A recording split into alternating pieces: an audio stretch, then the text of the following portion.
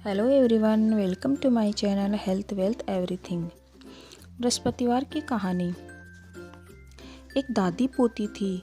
दादी ने पोती की शादी कर दी। कुछ दिनों के बाद पोती घर में आई। दादी ने पूछा, बेटी तेरे को कैसा घर बार मिला? पोती बोली, दादी तूने तो मेरा विवाह ऐसी जगह कर दिया जिस घर में ना खाने को दाना है ना नहाने को पानी। कुछ दिनों के बाद उसके ससुराल वाले आ गए। आते ही बुढ़िया बोली, मैं तो नहीं भेजूंगी, ना तुम्हारे घर में खाने को दाने हैं ना नहाने को पानी। तो पोती बोली कि दादी मैं तो जाऊंगी, तूने पूछा था सो मैंने बता दिया। शादी के बाद ससुराल ही लड़की का घर होता है। अब वह अपने ससुराल आ गई। उनके घर में सासू खाना बनाती थी। सबसे पहले ससुर जी खाना खाते थे, फिर देवर और जेठ खाते थे। सब दो दो रोटी खाकर उठ जाते थे। गुरुवार का दिन आया तो वह अपनी सास से बोली, आज खाना मैं बनाऊंगी। उसने सबसे पहले एक रोटी गाय की निकाली, एक कुत्ते की, एक कौवे की और एक ब्राह्मण की। इस तरह से 4 रोटी निकाल दी। देवरानी और जेठानी आपस में बोलने लगी कि आज तो 2-2 रोटी से भी जाएंगे। उसके बाद ससुर खाने को बैठे तो अपने सास से बोली, पिताजी को बोल दो पेट भरकर खाना खाएंगे। उसके बाद वह अपने देवर और जेठ को भी इसी तरह बोली। देवरानी और जेठानी तथा सास को भी ऐसा ही बोली। सबने पेट भरकर खाना खा लिया। अब सास बोली, तू भी खाना खा ले। तो वह बोली कि आज गुरुवार का दिन है, मैं तो व्रत रखूंगी। सास बोली, तू क्या खाएगी?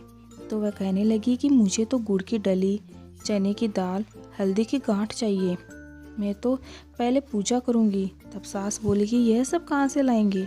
तो वह बोली कि मेरे हाथ का कंगन ले जाओ, इसे बेचकर ले आना। अब उसका ससुर कंगन लेकर चला गया। सब सामान लेकर आ गया। उस चने की दाल में कंगन भी वापस आ गया। कंगन को देखकर बहू बोली कि किसी की चोरी का लाए हो क्या, या फिर झूठ बोलकर लाए हो? यह कंगन वापस दे आओ। वह कंगन लेकर बाहर गया तो वहाँ पर कुछ नहीं था। इसके बाद वह कंगन वापस लेकर आ गया। बहू ने पूजा करके 5 रोटी बनाई, एक गाय की और 4 रोटी अपने लिए बनाई और छिंके पर रखकर सो गई। थोड़ी देर में बृहस्पति महाराज उसकी परीक्षा लेने के लिए आए और आकर बोले, अलग माई। बहू बोली, एक रोटी गाय की निकाल रखी है, वह दे दो।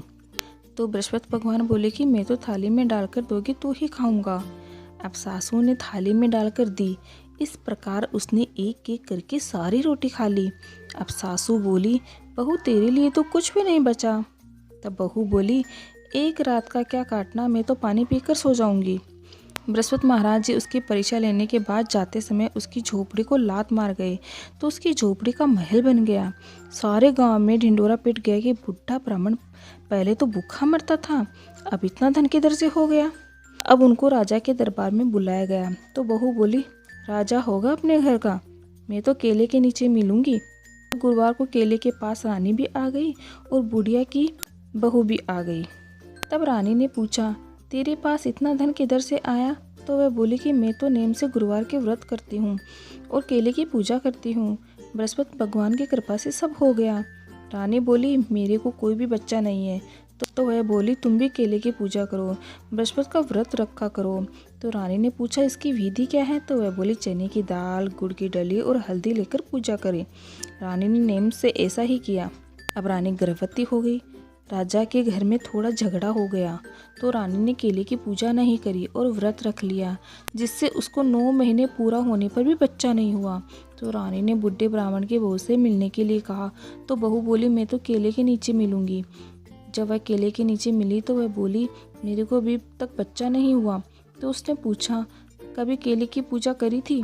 तो वह बोली, मैंने तो व्रत ही रखा था, केले की पूजा नहीं करी। तो वह बोली, केले की पूजा जरूर करी, व्रत किसी से रखा जाए तो रख लो। इसके बाद उसने केले की पूजा करी और उसके लड़का हो गया। राजा ने ढिंडोरा पिटवा दिया कि सब कोई केले की पूजा जरूर करे। हे बृहस्पति देव, जिसे रानी पर और बुढ़े ब्राह्मण की बहू पर प्रसन्न हुए, वैसे सब किसी पर होए। मेरा वीडियो अच्छा लगे तो लाइक से सब्सक्राइब जरूर कीजिएगा। Okay, thank you everyone.